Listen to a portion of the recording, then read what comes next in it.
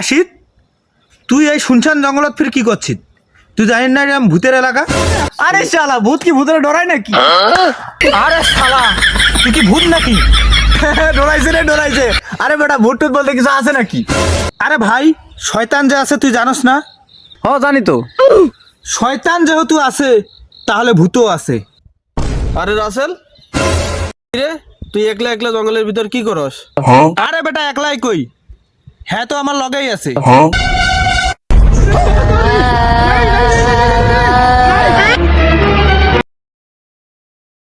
আরে ভাই তুই জানো কি কইতাছিলি?